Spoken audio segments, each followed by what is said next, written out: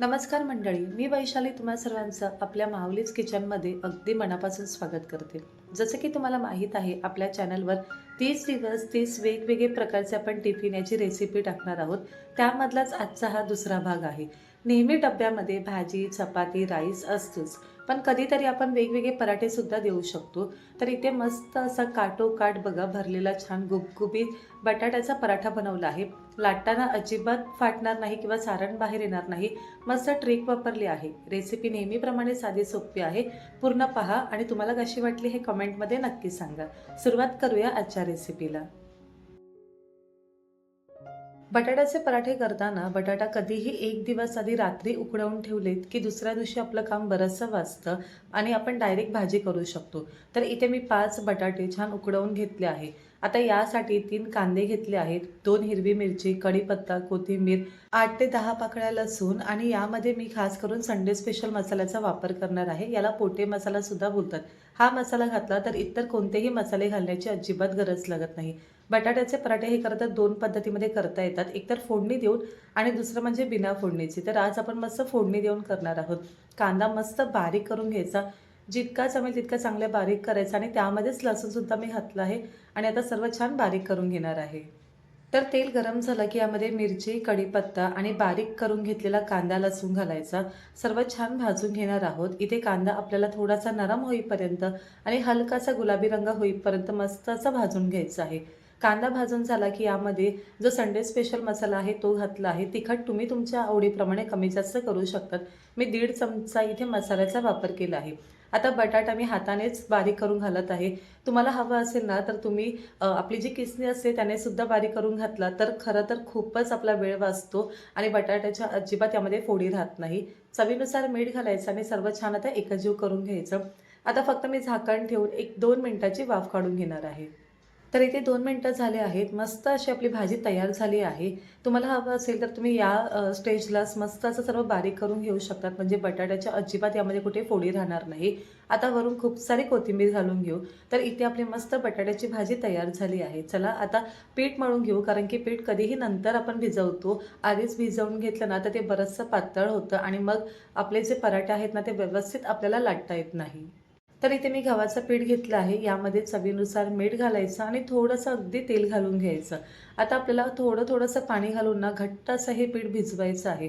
कधीही बटाट्याचे पराठे किंवा इतर कोणतेही आपण पराठे करतो ना तेव्हा पीठ थोडंसं घट्ट भिजवायचं.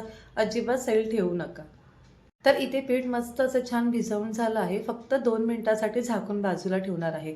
आता बटाट्याची जी भाजी करून घेतली होती ना, यामध्ये जर काही जाड अशा फोडी असेल ना, तर त्यासुद्धा बारीक करून घेते. म्हणजे काय होतं, की जेव्हा आपण पराठा लाटायला घेतो ना, तेव्हा बटाट्याच्या ज्या फोडी आहेत त्या बाहेर येत नाही किंवा आपला जो पराठा आहे ना, तो अजिबात कुठे फाटत नाही. चला तवा गरम करायला ठेवला आहे. आता इथे आपण पराठा लाटायला सुरुवात करूया. तर इथे जितके तुम्हाला गोळे हवे तितके सुरुवातीलाच करून घ्यायचे. छोटा मोठा किती हवे तितका तुम्ही करून घेऊ शकतात. आता इथे तुम्हाला एक ना मस्त अशी ट्रिक सांगणार आहे, जेणेकरून पराठा लाटायला तर खूप सोपं जातं, पण जी भाजी आहे ना ती अजिबात बाहेर येत नाही. जो एक गोळा घेतला होता ना, त्याचे 2 छोटे-छोटे गोळे करून घ्यायचे आणि त्याला सुकं पीठ लावून ना छोटंसं, म्हणजे जितकी आपली पुरी असते ना तितक्या आकाराचं आपण हे लाटून घेणार आहोत. दोन्हीसुद्धा जे छोटेसे गोळे होते ते लाटून घेतले आहेत. आता यामध्ये भरपूर भाजी भरा. खरं तर या पद्धतीमध्ये एक फायदा होतो, की लाटायला तर सोपं होऊन जातं, पण भाजी ना भरपूर भरता येते आणि अजिबात ती कुठून बाहेर येत नाही. वरतून थोडंसं ना आता सुकं पीठ लावायचं, म्हणजे वरच्या बाजूला जी भाजी आहे त्याचा ओलसरपणा लागत नाही आणि लाटताना अजिबात कुठेही एकमेकांना हे चिकटलं जात नाही. बघा, कडा या छान आता बंद करून घ्यायच्या. व्यवस्थित बंद करून घेतल्यानं की भाजीसुद्धा बाहेर येत नाही. ही पद्धत नक्की वापरा आणि बटाट्याचे काही कुठलेही तुम्ही पनीर पराठा जरी करणार असाल ना, या पद्धतीमध्ये नक्की करून पहा. अगदी लाटायला सुद्धा सहज होऊन जातं. किंवा दुसरी पद्धत आहे ती म्हणजे आपण जसं मोदक भरतो त्या पद्धतीमध्ये. तर या पद्धतीमध्ये भाजी ना अगदी काठोकाठ छान भरली जाते. तुम्हाला पुढे मी दाखवेनच. आता लाटायच्या अगोदर ना फक्त थोडंसं ना आपण स्प्रेड करून घ्यायचं, म्हणजे भाजी एकसारखी सर्व बाजूने छान पसरली जाते. अगदी थोडंसं फक्त सुकं पीठ लावायचं आणि छान लाटून घ्यायचं. बघा, अजिबात पोळपाटाला कुठे चिकटला जात नाहीये किंवा अगदी सहज लाटता येत आहे. भाजी बाहेर येत नाही किंवा पराठ्याला कुठेही चिरा गेल्या नाहीत. मस्त असं बघा काठोकाठ आपली भाजी छान भरली आहे या पराठ्यामध्ये. तवा गरम झाला आहे.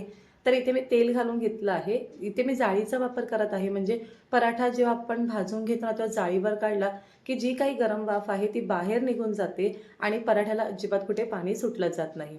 आता दोन्ही बाजूने मंद आचेवर पराठा छान खरपूस भाजून घ्यायचा. तर आता इथे आपला पहिला पराठा भाजत आहे, तोपर्यंत आपण दुसरा पराठासुद्धा लाटून घेऊया. पहिल्या पद्धतीसारखंच की 2 छोटे गोळे करून घ्यायचे, भरपूर भाजी भरायची आणि मस्त असं लाटून घ्यायचं. फक्त जेव्हा तुम्ही भाजी भरतात ना, तेव्हा ती थोडीशी स्प्रेड करा. त्यावर थोडंसं सुकं पीठ घालून घ्या आणि त्यानंतर कडा या व्यवस्थित बंद करा, म्हणजे भाजी जराही कुठून बाहेर येत नाही. चला, आपण पराठा मस्त असा भाजून घेऊया. मंद आचेवर दोन्ही बाजूनी छान खरपूस असा हा पराठा भाजताना याला तुम्ही तेल, तूप, बटर काहीही लावू शकतात. इथे मी तेलाचाच वापर केला आहे. तर बघू शकतात, अजिबात भाजीसुद्धा कुठे बाहेर आली नाही आणि मस्त असा गुबगुबीत आपला इथे बटाट्याचा पराठा तयार झाला आहे. आता दुसरासुद्धा पराठा तुम्हाला लाटून दाखवते. सुरुवातीला आपण भाजी भरून घेतली होती, कडा छान बंद केल्या होत्या. तर बघा, अगदी जसं आपण चपाती लाटत आहोत त्याच पद्धतीमध्ये इथे हा पराठा मी लाटत आहे. कुठूनही भाजी बाहेर येत नाही आहे किंवा अजिबात याला कुठे चिरा जात नाही आहे. चला, पराठा मस्त असा खरपूस भाजून घेऊया. भरपूर सारणाने भरलेला मस्त असा दोन्हीसुद्धा पराठा छान खरपूस भाजून झाला आहे. आता अशाच पद्धतीमध्ये सर्व पराठे करून घेऊया. चला, तर आज डब्यासाठी मस्त असा गुबगुबीत बटाट्याचा पराठा तयार झाला आहे. रेसिपी तुम्हाला कशी वाटली हे मला नक्की कमेंटमध्ये सांगा. आता हा पराठा तुम्ही टोमॅटो केचपसोबत किंवा दहीसोबत खाऊ शकतात. तर लवकरच भेटूया 30 दिवस 30 प्रकारचे टिफिन रेसिपी याच्या तिसऱ्या भागात. अजूनपर्यंत तुम्ही जर माझ्या चॅनलला सबस्क्राईब केलं नसेल तर नक्की करा. बाजूच्या बेल आयकॉनला सुद्धा क्लिक करा, जेणेकरून मी जेव्हा जेव्हा माझे व्हिडिओ अपलोड करेल ना, तेव्हा त्याचे नोटिफिकेशन तुम्हाला सर्वात अगोदर भेटेल. इथे मस्त असा टिफिन पॅक करून झाला आहे आणि आज फ्रूटमध्ये मी दिले आहेत अंजीर. व्हिडिओ आवडला असेल तर एक लाईक जरूर करा. धन्यवाद.